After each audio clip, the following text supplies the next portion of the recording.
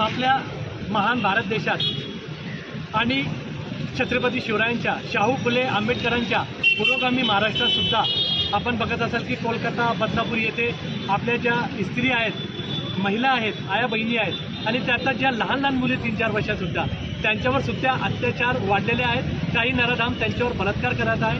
ही अत्यंत खेदजनक अशी क्लेशदायक अशा घटना या ठिकाणी घडत आहेत आणि या घटना कमी होण्याऐवजी आता वाढतच चाललेल्या आहेत। तर आता ही वेळ आलेली आहे की जनसामान्यांनी यासाठी लढा द्यायला पाहिजे, रस्त्यावर यायला पाहिजे आणि सरकारने आणि शासनाने आणि पोलिसांनी यासाठी कठोर पावले आता उचलण्याच्या ठिकाणी गरज पडत आहे।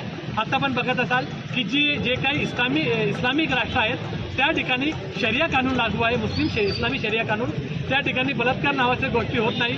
जर त्या ठिकाणी काही बलात्कारसारखी घटना घडलेली असेल तर त्यांना इस्लामी शरिया कायद्यानुसार फाशीची शिक्षा दिली जाते, मृत्यूदंड दिला जातो।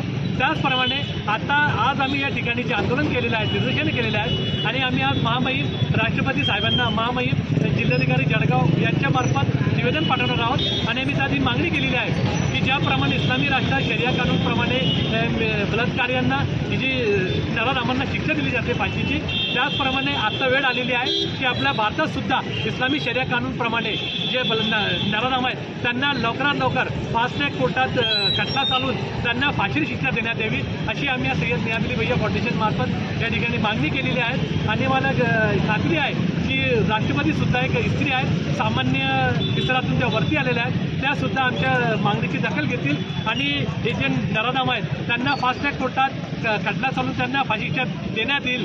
फाशी दो, फाशी दो, नराधाम को फाशी दो, फाशी दो, फाशी दो, नराधाम को फाशी दो, फाशी दो, फाशी दो, फाशी दो, नराधाम को फाशी दो।